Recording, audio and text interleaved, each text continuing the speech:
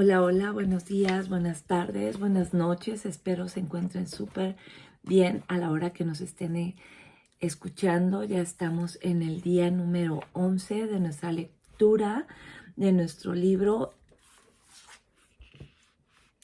El hombre en busca de sentido, escrito por Víctor Frank. Espero estén disfrutándolo tanto como yo. Coméntenos qué les está pareciendo. Los está haciendo reflexionar tanto como me está ocurriendo a mí. Se están cuestionando cuál es el sentido de ustedes, el de su vida. Se están dando cuenta de todo lo afortunado que somos, de todo lo maravilloso que tenemos, de todas las bendiciones con las que contamos. El simple hecho de estar en libertad, yo creo que ese es el mejor regalo que tenemos, ¿verdad? El poder estar con nuestros seres queridos, aunque no estén tan cerca, pero el poder de menos saber que están bien, yo creo que eso también nos ayuda a nosotros. No me puedo imaginar solamente estar viviendo y pensando si, como les pasaba a todos ellos, que estarán vivos o no estarán vivos, estarán sufriendo lo mismo que yo, preocupándonos yo como madre, ¿verdad? Pensando que mis hijos sí estarán pasando la misma hambre que estoy pasando yo, el frío, todas las incertidumbres que estuvieron pasando todos estos prisioneros. Yo creo que es la prueba más fuerte que puede pasar un hombre, ¿verdad? Y pues ya estamos acercándonos casi al final del libro. Ya yo creo que nos faltan unos 2 o 3 lecturas más y se termina. Les pido por favor que pues se suscriban al canal, que lo compartan, porque el compartir hace que se llegue a más personas y el objetivo de este canal es seguir fomentando el hábito de la lectura. Espero que para este momento, si es que nos han seguido en los otros 3 libros anteriores que tenemos, que es el de Hábitos Atómicos, el del Principito, que estuvo súper pequeño, y el monje que vendió su Ferrari. Ya sí nos han seguido en esos 3 y ahorita ya casi para terminar este cuarto libro, que es el de El hombre en busca de sentido, ya están teniendo un poco más de constancia en su lectura. Recuerden que la lectura nos enriquece, nos hace volar nuestra imaginación, nuestra creatividad. Dicen que es muy bueno también leer novelas porque eso nos ayuda a desarrollar más nuestra creatividad. Entonces de vez en cuando vamos a estar metiendo una que otra novela, que ya tengo una ahí en puerta. Y pues bueno, también cualquier comentario, sugerencia, si tienen algún libro que les interesaría que lo compartiéramos y lo leyéramos aquí, adelante, déjenos sus comentarios, suscríbanse, como les vuelvo a repetir, y regálenos un like, ¿no? Ya saben, esto de los algoritmos de YouTube trabaja de esa forma. Mientras más vistas tenga, más personas pueden saber de este canal, que es un canal para compartir lectura con todos, y los comentarios de ustedes enriquecen tanto al canal como a las personas, ¿verdad? El saber que yo pienso de una manera, ustedes piensan de otra, ustedes vieron ciertas cosas que a lo mejor a mí no me sonaron tanto, o me sonaron a mí algunas que ustedes ni siquiera las habían prestado tanto atención. Es lo maravilloso de compartir las lecturas con personas. Y bueno, pues ya vamos a seguir en nuestro día número 11 y nada más así rapidito de lo que se trató la vez pasada. Hay algunas cositas que me gustaron mucho y dice una de ellas que subrayé: el hombre puede conservar un reducto de libertad espiritual, de independencia mental, incluso en terribles estados de tensión psíquica y física. También hablaba de que todos los que sobrevivieron aún recuerdan a aquellas personas que iban a visitarlos y que les regalaban esos pedazos de sus terruños de pan, que le decían mendrugos de pan, que les regalaban, ¿verdad? Aún ellos sin tener tanto, pero el compartir, y dice, no eran tantas personas lo que lo hacían, pero esas pocas personas se quedaron grabadas en las mentes de ellos que recibieron de esa amabilidad de otras. Y yo creo que después de tanta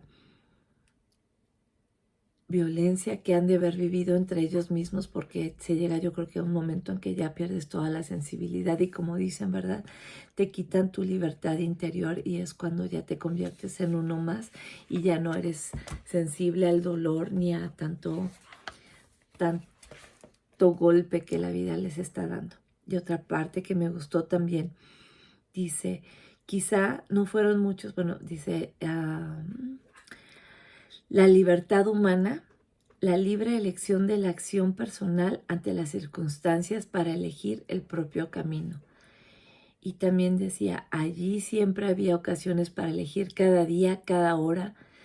Brindaba la oportunidad de tomar una decisión que estipulaba si uno se sometería o no a la presión que amenazaba con arrebatarle el último vestigio de su personalidad, la libertad interior.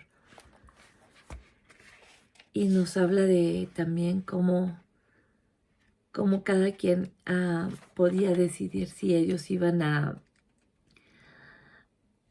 seguir el camino del bien o se iban a convertir como los demás insensibles y no fomentar esa amabilidad, ¿verdad? Y algo que él decía, que escribió Dostoyevsky, que solo temo una cosa, no ser digno de mis sufrimientos. Y es lo que él decía, que esperaba que todo ese dolor que estaban ellos pasando sirviera de algo y para solucionar algo. Y bueno, pues ya seguimos en la lectura del día de hoy, que es en la página número 102. Spinoza, educador. Cualquier tentativa de combatir mediante la psicoterapia o con métodos psicohigiénicos la presión psicopatológica que la vida en el campo ejerce sobre el prisionero debía tener como objetivo darle fuerza interior, señalándole una meta que pueda alcanzar en el futuro. De manera instintiva, algunos prisioneros trataban de encontrar por su cuenta esa finalidad. Es propio del hombre poder subsistir al cobijo de la esperanza en el futuro, subespecie aeternitatis. Ahí radica la clave de la salvación en los momentos más difíciles, aunque a veces haya que servirse de algún otro truco para lograrlo. Por experiencia propia, conozco esa fuerte sacudida interior. En una ocasión, al borde del llanto, por el tremendo dolor, los gastados zapatos me habían provocado terribles llagas en los pies. Caminaba con mi destacamento los kilómetros que separaban el campo del lugar del trabajo. Arreciaba un viento gélido que nos abatía. Iba pensando en la infinidad de pequeños problemas de nuestra condición miserable. ¿Qué comeríamos esa noche? Si nos daban un trozo extra de salchicha, ¿convendría cambiarlo por un trozo de pan? ¿Debía servirme del cigarro ganado en un bono hacia 15 días y cambiarlo por un cuenco de sopa? ¿Cómo conseguir una tira de alambre para subsistir el trocito con que me ataba los zapatos? ¿Llegaría al lugar de trabajo con tiempo suficiente para seguir a mi pelotón o tendría que unirme a otro, tal vez con un capataz más brutal? ¿Qué podía hacer para ganarme la amistad de un determinado capo que podría ayudarme a conseguir un trabajo en el interior del campo para no tener que realizar estas dolorosas caminatas diarias? Me deprimía sentirme afectado día y noche por esos triviales asuntos. Me obligué a pensar en otras cosas. De repente, me vi de pie en el estrado de un salón de conferencias bien iluminado, agradable y cálido. Había un atento auditorio, sentado en cómodas butacas tapizadas. Daba una conferencia sobre la psicología de los campos de concentración. Al delimitar científicamente los hechos, lo que me oprimía cobraba relieve y una cierta perspectiva. Con ese método conseguía distanciarme de la situación y superar de algún modo el sufrimiento, contemplándolo como si ya hubiera sucedido. Mis problemas se transformaban en el objeto de un estudio psicocientífico que yo mismo estaba realizando. ¿Qué dice Spinoza? Affectus qui passio est, distinit esse passio simultaque ius claram et distinctam formamus ideam. El sentimiento que se convierte en sufrimiento deja de serlo en cuanto nos formamos una idea clara y precisa de él. Ética, quinta parte, proposición tercera. El prisionero que perdía la fe en el futuro, en un futuro estaba condenado. En su futuro estaba condenado, perdón. Con la quiebra de la esperanza faltaba asimismo la fuerza del asidero espiritual. Se abandonaba y decaía y se convertía en un sujeto aniquilado física y mentalmente. Normalmente se producía de repente con una crisis cuyos síntomas reconocían los reclusos experimentados. Todos temíamos esa crisis, no por nosotros mismos, pues entonces ya no tendría importancia sino por nuestros amigos. Comenzaba cuando el prisionero se negaba a levantarse, a lavarse, a vestirse y a salir del barracón a la hora de formar. Entonces ya no había nada que hacer. Ni las súplicas, ni los golpes, ni las amenazas surtían ningún efecto. El prisionero se limitaba a quedarse en su lugar, sin apenas moverse. Si la crisis desembocaba en enfermedad, no quería que lo llevaran a la enfermería ni aceptaba ninguna ayuda. Sencillamente se daba por vencido. Permanecía allí, tendido sobre sus propios excrementos. Ya nada le importaba. Una vez fui testigo de una dramática demostración del estrecho vínculo entre la pérdida de fe en el futuro y ese peligroso abandono. F., jefe de mi barracón, un famoso compositor y libretista, me confió un día. Me gustaría contarle algo, doctor. He tenido un sueño extraño. Una voz me dijo que podía pedir un único deseo, que bastaba con decir lo que quería saber y enseguida sería satisfecho. ¿Sabe qué pregunté? Quería saber cuándo terminaría la guerra para mí. Ya sabe lo que quiero decir, doctor. Para mí, saber cuándo seríamos liberados y cuándo terminarían nuestros sufrimientos. Cuando tuvo usted ese sueño? Pregunté. En febrero, contestó. Nos hallábamos a principios de marzo de 1945. Y respondió la voz. ¿Y qué respondió la voz? Casi furtivamente me susurró. El 30 de marzo. Cuando mi amigo F. me contó ese sueño, se hallaba aún rebosante de esperanza y convencido de la veracidad de ese oráculo.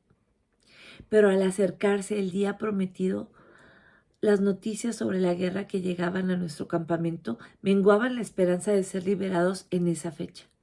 El 29 de marzo, de improviso, F. cayó enfermo con una fiebre muy alta. El 30 de marzo, el día en que la voz le anunció el final de la guerra y de sufrimiento, cayó en estado de delirio y perdió la conciencia. El 31 de marzo falleció. Según todas las apariencias, murió de tifus. Quienes conocen la estrecha relación entre el estado de ánimo de una persona, su valor y su esperanza, o la falta de ambos, y la capacidad de su sistema inmunológico, comprenderán que la pérdida repentina de esperanza puede desencadenar un desenlace mortal. La causa principal de la muerte de mi amigo fue la profunda decepción que le produjo no ser liberado el día previsto. En consecuencia, la resistencia de su organismo y sus defensas se debilitaron, dejándolo a merced de la infección tifoidea latente. Su esperanza y la voluntad de vivir se paralizaron y su cuerpo sucumbió a la enfermedad. Después de todo, la voz de su sueño se hizo realidad. La observación de este caso y sus consecuencias psicológicas concuerdan con un hecho que el médico del campo me hizo notar. La mortalidad semanal en el campo se incrementó entre la Navidad de 1944 y el Año Nuevo de 1945. En su opinión, la explicación no había que buscarla en el empeoramiento de las condiciones de trabajo, ni en la disminución de la ración alimenticia, ni en un cambio climático, ni en el brote de nuevas epidemias. Se trataba sencillamente de que la mayoría de los presos había alimentado la esperanza de volver a estar en sus casas en Navidades. Según se acercaba esa fecha, al no recibir noticias alentadoras, los prisioneros perdían la entereza y se dejaban vencer por el desaliento. Muchos de ellos morían al debilitarse su capacidad de resistencia. Ya advertimos que cualquier intento por restablecer la fortaleza interior de los reclusos bajo las dramáticas condiciones de un campo de concentración requería, en primer lugar, proponerles un objetivo que diera sentido a su vida. Las palabras de Nietzsche: quien tiene un porqué para vivir puede soportar casi cualquier cómo. Eso se me hace muy interesante. Las palabras de Nietzsche: quien tiene un porqué para vivir puede soportar casi cualquier cómo. Podrían ser la motivación de todos los esfuerzos psicogénicos y psicoterapéuticos de los prisioneros. Siempre que se presentaba la oportunidad, era preciso infundir un porqué, un objetivo a su vida con el fin de fortalecerlos para soportar el terrible cómo de su existencia. Pobre del que no percibiera ya ningún sentido en su vida, ninguna meta, ninguna intencionalidad y por tanto ninguna finalidad para seguir viviendo. Ese estaba perdido. La respuesta típica de ese hombre frente a cualquier intención de animarlo era: ya no espero nada de la vida. ¿Hay algún argumento contra esas palabras?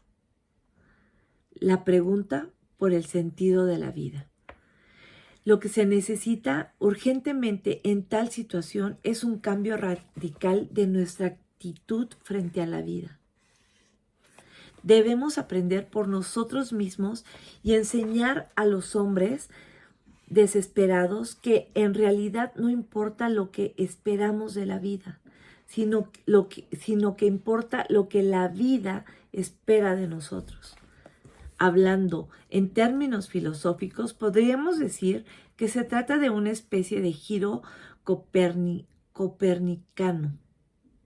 Tenemos que dejar de preguntar por el sentido de la vida y en su lugar percatarnos de que es la vida la que nos plantea preguntas cada día y cada hora. Preguntas a las que no hemos de responder con reflexiones o palabras, sino con el valor de una conducta recta y adecuada. En última instancia, vivir significa asumir la responsabilidad de encontrar la respuesta correcta a las cuestiones que la vida plantea, cumpliendo la obligación que nos asigna. Esas obligaciones y tareas, y en consecuencia el sentido de la vida, difieren en cada hombre, en un momento u otro, de manera que resulta imposible concebir el sentido de la vida en términos abstractos. Nunca se podrá responder a la pregunta sobre el sentido de la vida con afirmaciones absolutas. Vida no significa algo vago, sino real y concreto. del mismo modo que las tareas que nos imponemos y nos impone son muy reales y concretas. Ellas conforman el destino de cada hombre, que es distinto y único para cada uno, para cada cual.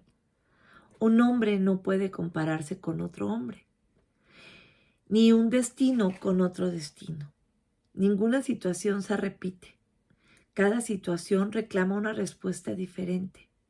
Una situación puede exigir al hombre que construya su propio destino con determinado tipo de acciones, que aproveche la oportunidad y lo trace simplemente contemplando y vivenciándolo. O también puede ser que se le pida sencillamente aceptar su destino, cargar con su cruz. Cada situación es única e irrepetible y para cada una existe una única respuesta adecuada. Cuando un hombre descubre que su destino es sufrir, ha de aceptarlo porque el sufrimiento se convierte en su única y singular tarea. Es más, tendrá que llegar a la conciencia de que ese destino doloroso le otorga el valor de persona única e irrepetible. Nadie puede redimirlo de su sufrimiento ni sufrir por él. Sin embargo, es en su actitud frente al dolor donde reside la posibilidad de conseguir un logro excepcional. Para nosotros, los prisioneros del campo de concentración, estos pensamientos no constituían en absoluto especulaciones alejadas de la realidad, sino que eran los únicos pensamientos capaces de liberarnos de la desesperación, incluso cuando ya no vislumbrábamos ninguna perspectiva de salir vivos de allí. Ya habíamos superado la ingenua etapa de creer que el sentido de la vida consiste en alcanzar un objeto a través de la creación de algo valioso. Nuestro sentido abarcaba los amplios círculos de la vida y la muerte, del sufrir y del morir. Ahí se entablaba nuestra lucha. El sufrimiento como logro. Cuando se nos reveló el significado del sufrimiento, rehusamos aliviar las torturas del campo a fuerza de reprimirlas en nuestras mentes o de engañarnos abrigando falsas ilusiones o alimentando un optimismo simulado. Asumimos el sufrimiento como una tarea a la que no podremos dar ya la espalda. Descubrimos que las ocultas oportunidades de enriquecimiento que llevaron al poeta Rilke a escribir por cuánto sufrimiento hay que pasar. Rilke hablaba de conseguir mediante el sufrimiento, como otros dicen, conseguir mediante el trabajo. Teníamos ante nosotros una inmensidad de sufrimiento que soportar. Debíamos enfrentarnos a él, intentar reducir al mínimo los momentos de desfallecimiento y las lágrimas. Pero no había que avergonzarse de las lágrimas, pues ellas testimonian la valentía del hombre, el valor de enfrentar el sufrimiento. No obstante, muy pocos lo entendían. Algunos confesaban con vergüenza haber llorado. Un compañero al que pregunté cómo había conseguido curarse el edema me dijo azorado: lo expulsé del organismo con mis lágrimas. Algo nos espera. Siempre que se podía, se aplicaba en el campo fundamentos de psicoterapia o psicohigiene, tanto individual como colectivamente. Los intentos de psicoterapia individual a menudo constituían una especie de tratamiento para salvar la vida. Las acciones terapéuticas se reducían en general a evitar los suicidios. Una de las leyes más estrictas del campo prohibía cualquier acción que pudiera impedir que un hombre se suicidara. Por ejemplo, no se permitía cortar la soga de un hombre que quería ahorcarse. Por consiguiente, era de suma importancia anticiparse a cualquier asomo de tentativa de suicidio. Recuerdo los 2 casos frustrados de suicidio que guardan una sorprendente semejanza. Ambos prisioneros habían manifestado su intención de suicidarse y aducían el típico argumento de no esperar nada de la vida. En ambos casos, la terapia, según lo expuesto, consistía en hacerles ver que la vida sí esperaba algo de ellos. La vida esperaba algo de ellos. Que algo los esperaba en el futuro. Resulta que para uno de ellos era un hijo, al que adoraba y que lo esperaba en el extranjero.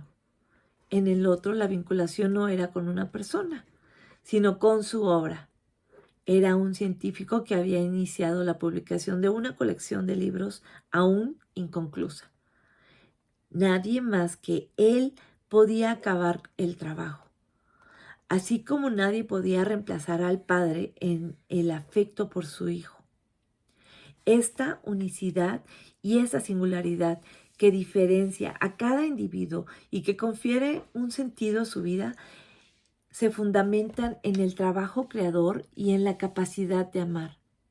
Cuando uno se percata de la imposibilidad de sustituir a una persona, la responsabilidad que el hombre debe asumir ante el sentido de su existencia y su continuación aparece en toda magnitud. Un hombre que se vuelve consciente de su responsabilidad ante quien lo guarda con todo su corazón o ante una obra por terminar, nunca será capaz de tirar su vida por la borda. Conoce el porqué de su existencia y podría soportar cualquier cómo.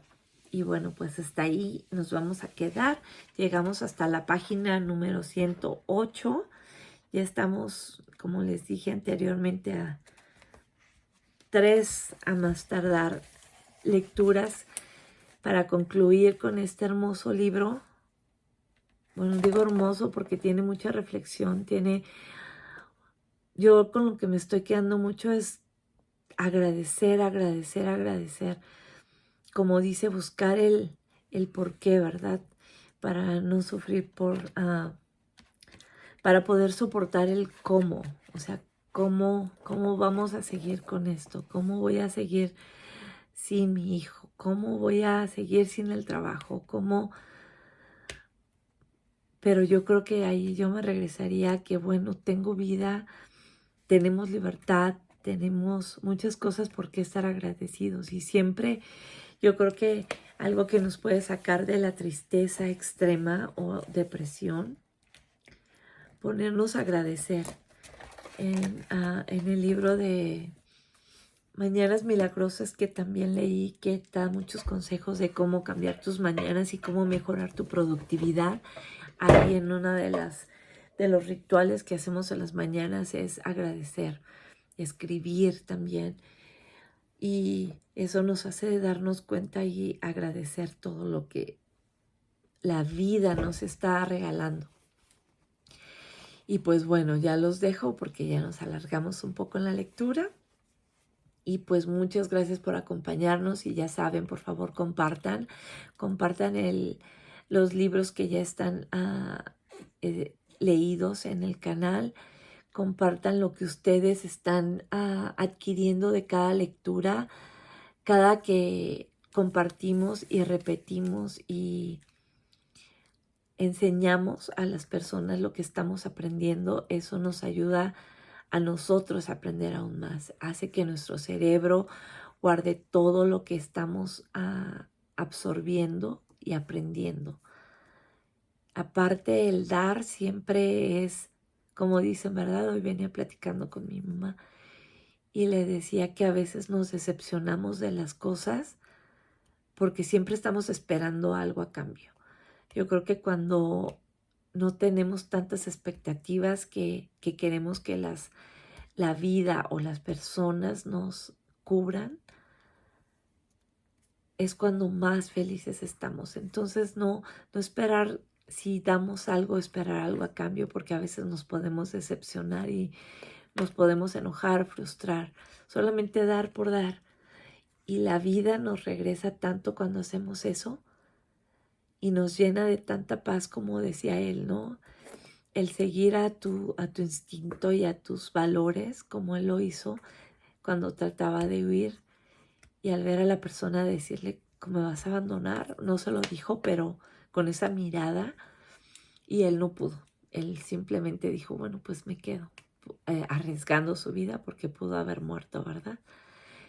Pero la vida le da más oportunidades. Entonces hay que aprovechar esas oportunidades de poder compartir. Y en esta ocasión podemos compartir el canal para que lleguen más personas y sigamos creciendo en esta comunidad de lectura, creando amistades. Es sorprendente cómo podemos llegar a diferentes países. Yo estoy en Estados Unidos, gente nos ve de México, de muchos países, de Rusia, de España, países que tengo que ver dónde están porque no sé la verdad. Perú, Colombia, muchas, es muy satisfactorio ver que podemos llegar a personas, ¿verdad? Y como les dije, una sonrisa puede cambiar la vida de una persona. Entonces, regalemos sonrisas, regalemos olas, regalemos buenos días a desconocidos, o sea, no saben lo bonito que es.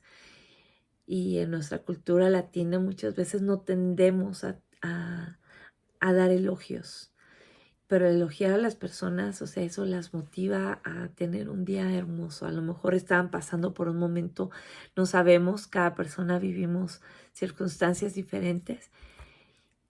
Y el solamente decir buenos días, ay, qué bonito tu cabello, que tu bonita, lo que sea, algún cumplido, eso les puede hacer su día maravilloso. Estoy tomamos talleres por WhatsApp con una persona que se llama Ivonne, que es un amor.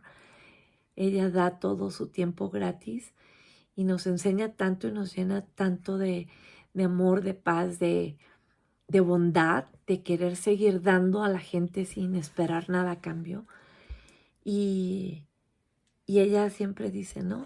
Algo hermoso, algo maravilloso nos va a pasar el día de hoy. Entonces repitámonos todos los días eso. Algo maravilloso me está pasando hoy. Algo maravilloso nos va a pasar hoy. Y pues los dejo con esa frase. Que tengan un excelente día, tarde o noche. Regálenos un like, compártanos y suscríbanse al canal para que seamos más y lleguemos a más personas. Hasta luego.